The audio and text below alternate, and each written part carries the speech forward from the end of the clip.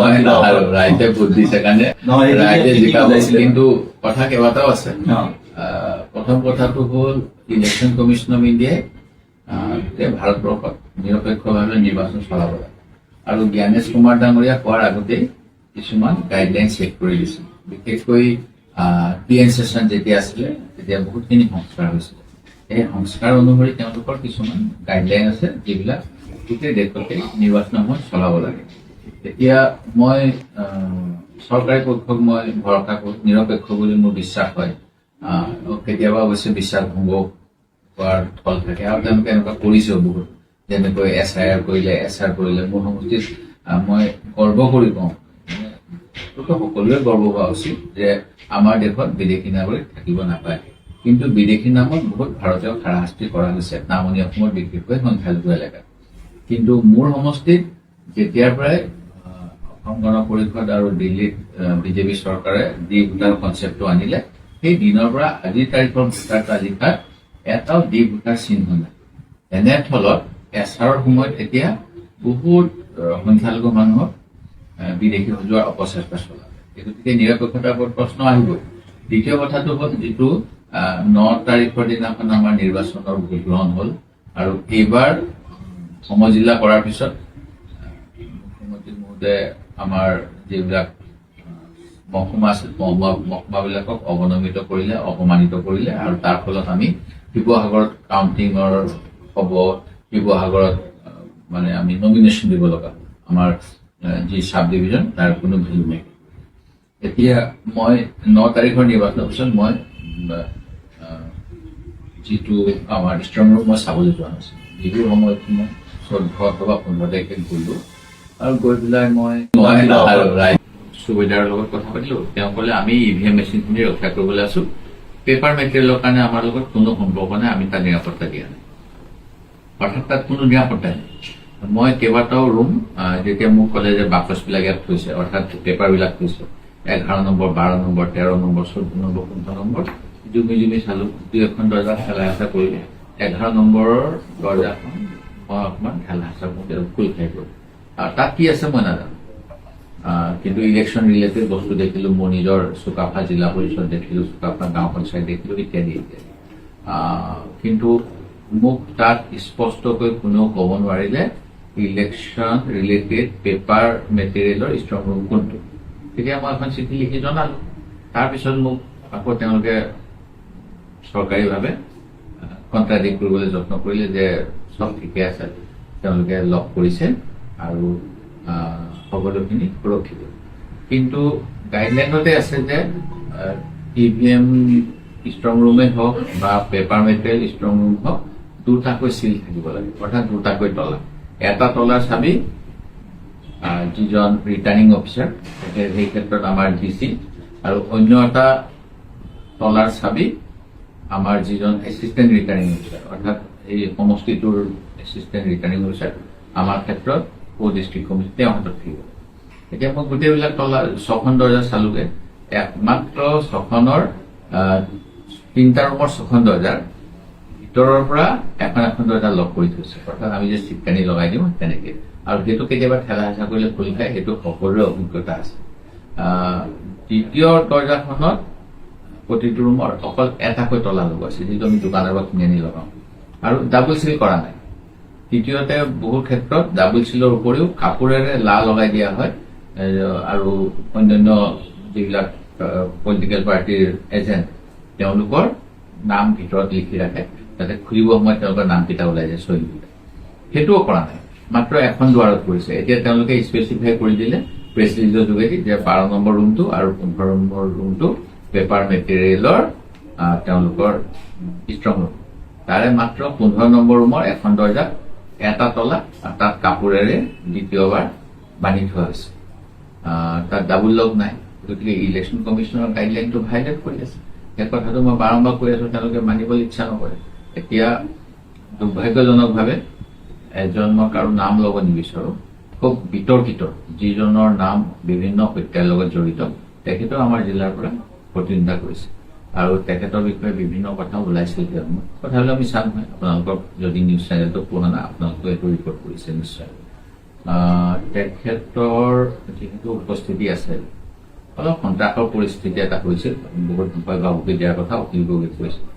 এতিয়া যদি কাউণ্টিং বা ৰখীয়াসকলক যদি তেওঁলোকে কিবা কাৰণত ভয় ভাবুকি দি খালী কৰাই লৈ কিবা এটা অঘটন ঘটে মই নাজানো।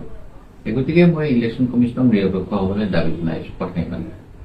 আৰু এটা কথা ওলাইছে যে আপুনি আপুনি পাব্লিকৰ ওচৰলৈ যেনেকে যাব লাগে তেনেকে যোৱা নাই, পাব্লিক ৰিলেশ্যন তেনেকুৱা হ'বলৈ যোৱা নাই, আপুনি চিঠি লিখিয়ে 5 বছৰ পাৰ কৰিলে। আৰু ময়ূৰ বৰগোহাঁই আপোনাৰ যিজন অপোনেণ্ট, তেওঁ তেনেকে মানুহৰ ওচৰলৈ গৈছে, মানুহ লগ পাইছে। মানুহৰ ওচৰলৈ এতিয়া আপুনি ইভিএমৰ কথাটো আগতে কৈ পেলাই তেনেকুৱা ইংগিত নাই। মই জয়লাভ কৰিম। প্ৰথম কথা, মই আত্মবিশ্বাসী আৰু মোৰ সমৰ্থন যথেষ্ট ভাল, আৰু মই প্ৰতিপক্ষক আক্ৰমণ কৰিব নিবিচাৰো। কিন্তু বিধানসভাৰ আপোনালোকে 2021 চনৰ মোৰ বক্তব্য শুনিব। মুখ্যমন্ত্ৰীক কি জবাব দিছিলো, কৈছিলো যে 9টা ফুকনক দি পেলাই আপুনি টিম অসম বনাবলৈ যত্ন নকৰিব। মই ৰাইজৰ প্ৰতিনিধি, মোক আপোনাৰ অংশীদাৰ কৰক চৰকাৰৰ। কিন্তু তেওঁলোকে আমাৰ কংগ্ৰেছৰ বিধায়কসকলক কয় বিৰোধী বিধায়কক কাম নাই, বিৰোধী বিধায়কে গাখীৰ নিদিয়ে, তেওঁৰ গৰুকেইটাই গৰুৰ নিচিনা তেওঁ বিধায়কক তুলনা কৰে, পুতলিটাকে গাখীৰ দিয়ে, যাৰ কাৰণে মই গৰুৰ দানা পঠাব লগা হৈছিল ভৱেশ কলিতালৈ। এটা সময়ত আপোনালোকে জানিব, সেইটো বাতৰি পাইছিল। কাৰণ তেওঁ গৰুৰ লগত বিধায়কবিলাকক তুলনা কৰিছিল যে তেওঁ হাওৰাৰ বাই ইলেকশ্যন হল। ঠিকেই নহ'ব। ময়ূৰ বৰগোহাঁইৰ যিটো জনসম্পৰ্ক, সেইটো হ'ল টাই আহোম উন্নয়ন পৰিষদৰ বিভিন্ন পুঁজি, যিটো টাই আহোম জনগোষ্ঠীৰ বাবে ব্যৱহৃত হ'ব লাগে। সেই পুঁজি তেওঁ টাই আহোম ব্যতিৰে অন্যকো প্ৰদান কৰি আছে, আৰু তেনেকৈ ভোট কিনিবলৈ এটা অৱস্থা, আৰু অন্য কথাবিলাক আছেই। মোৰ ক্ষেত্ৰত মই যিখিনি চিঠি লিখো, মই চিঠি অসমৰ মুখ্যমন্ত্ৰী বা কেন্দ্ৰীয় গৃহমন্ত্ৰী বা ভাৰতৰ প্ৰধানমন্ত্ৰীলৈকে লিখিছো, এইবিলাক ভৱিষ্যতে ইতিহাস হ'ব। সেইকাৰণে হ'ব 2017-18 চনতে মই লিখিছিলো, অসমত অসম চুক্তি অনুসৰি বিদেশী থাকিব নোৱাৰে, গতিকে আপোনাৰ বিদেশীৰ প্ৰতি প্ৰেম লাগিছে, আপুনি অসমক বাদ দি অন্য বিদেশী সংস্থাপন কৰক।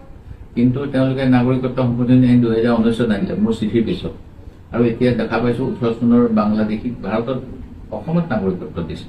গতিকে এই কথাবিলাকৰ ক্ষেত্ৰত যদি কোনোবাই ভৱিষ্যতে গৱেষণা কৰে অসমত বিৰোধী আছিল নে নাই, গণতন্ত্ৰৰ বিৰোধী থকাটো উচিত, তেতিয়াহ'লে যদি তেওঁলোকে তথ্য বিচাৰে, মোৰ চিঠিখনে একমাত্ৰ তথ্য হ'ব যে বিজেপিৰ অসম বিৰোধী নীতিৰ বিৰুদ্ধে বিধানসভাৰ বিৰোধী দলৰ প্ৰতি প্ৰতি ক্ষেত্ৰতে মাত মাতি আহিছে। গতিকে আমাৰ আহোম ৰজাসকলে অসমত বুৰঞ্জী প্ৰৱৰ্তন কৰিছিল, কি দেখিবা কি শুনিবা, য'তে দেখা সাধাৰণ ৰজাৰ সকলো কথা লিপিবদ্ধ কৰিব, দেউধাই মোহন বুৰঞ্জী কৰিছিল। মই সেই গতিকে মোৰ পৰম্পৰা ৰক্ষা কৰিছো, ইয়াত কোনো আপত্তি কৰিব লগা নাই।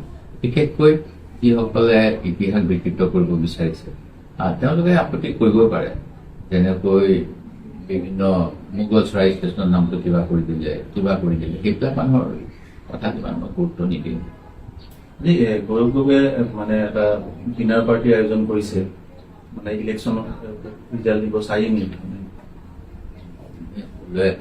তেওঁ সকলো সমষ্টিত তেওঁ অখিল গগৈয়ে কৈছে, হয়, মই ভাল পাইছো দিয়াৰ কাৰণে, কাৰণ গৌৰৱ গগৈৰ নেতৃত্বত আমি নিৰ্বাচনত অৱতীৰ্ণ হলো। গৌৰৱ গগৈৰ নেতৃত্বত পৰৱৰ্তী চৰকাৰ গঠন হ'ব। গৌৰৱ গগৈ ডাঙৰীয়াই সকলো বিধানসভা সমষ্টিত কেম্পেইন কৰিবলৈ যাব নোৱাৰিলে। তেখেতৰ নেতৃত্বত যিহেতু আমি গোটেই এটা টিম, এজেপি হওক, ৰাইজৰ দল হওক, CPM হওক, আমি সকলোৱে প্ৰতিনিধিত্ব কৰিলো। গতিকে তেখেতে আমাক বিহু বুলি এসাঁজ খুৱাব বিচাৰিছে, ইয়াততো কোনো আপত্তি কৰিব লগা নাই, বেছি অংশ কৰিব নালাগে। বিহু বতৰত সকলোৱে খায়, অৱশ্যে খাওঁতে কেতিয়াবা মাৰ্ডাৰো হৈ গৈছিলে, ৰূপসিং চৰ্দাৰ মনত পৰিব চাগে, ৰংপুৰ ৰাজধানীতে গৈছিলো। গতিকে তেনেকুৱা নিশ্চয় নহয় আমাৰ মাজত, মই জাষ্ট কৈছো। কিন্তু আমি সকলোৱে বিহু বতৰত আমন্ত্ৰণ ক্ৰমে আদিনো খোৱা কিবা ইংগিত আছে নেকি, এইটো কিবা চিম্বলিক নেকি ডিনাৰ পাৰ্টি? কাৰণ 4 মিনিট আপোনাৰ ৰিজাল্ট দিব গ'লে ইংগিত কি থাকিব, পেটত ভোক লাগিব, ঘৰত নাখাওঁ তাত খামগে, আৰু কি ইংগিত থাকিব? আৰু গৌৰৱ গগৈৰ নেতৃত্বত চৰকাৰ গঠন বুলি কৈছো, সেইটো ইংগিত, অন্য ইংগিত ইংগিত চৰকাৰ কংগ্ৰেছ নেতৃত্বত বিজেপিৰ বিৰুদ্ধে যিটো যুদ্ধ, সেই যুদ্ধ।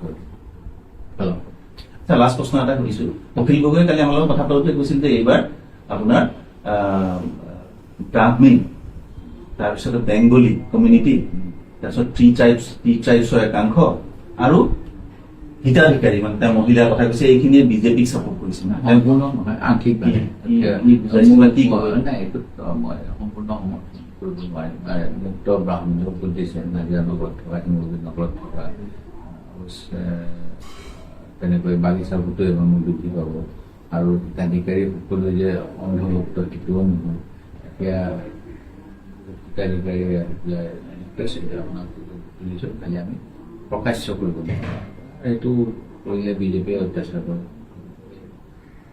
ভাল ভোট হৈছে অখিল গগৈ মানে মতে যদি যায় এইখিনি যদি ভোট দিয়া নাই কোনে ভোট দিব না তেওঁ কৈছে বিজেপি চাপোৰ্ট কৰিছে প্ৰথম কথা আপোনাৰ কথাটোহে মই তেওঁ কি কৈছে মই শুনা নাই আজি ৰাতিপুৱাই মোৰ বিভ্ৰান্তি গৈছে এখন বাতৰি কাকতত শিৰোনাম আহিছে অখিল গগৈ কৈছে চৰকাৰ বাকী দুখন কাগজ পঢ়িলো য'ত লিখা আছে অখিল গগৈ কৈছে ৭০টা ৯০টা আসন কংগ্ৰেছ নেতৃত্বাধীন দুয়োকে পাব গতিকে এইটো কথা আপোনাৰ মই একজেক্টলি ৰিপ্লাই দিব নোৱাৰিম যেতিয়ালৈকে তেওঁৰ মুখৰ কি সময় নুশুনো তথাপিতো মই কৈছো সকলোৱে ভোট দিছে অসমত সকলোৱে দিছে মোক নহয় কংগ্ৰেছক দিছে উজনি দিছে নামনি দিছে বিজেপিৰ অপশাসন অকল মোৰ ক্ষেত্ৰতে হোৱা নাই তো গোটেই অসমত আৰু নপকাব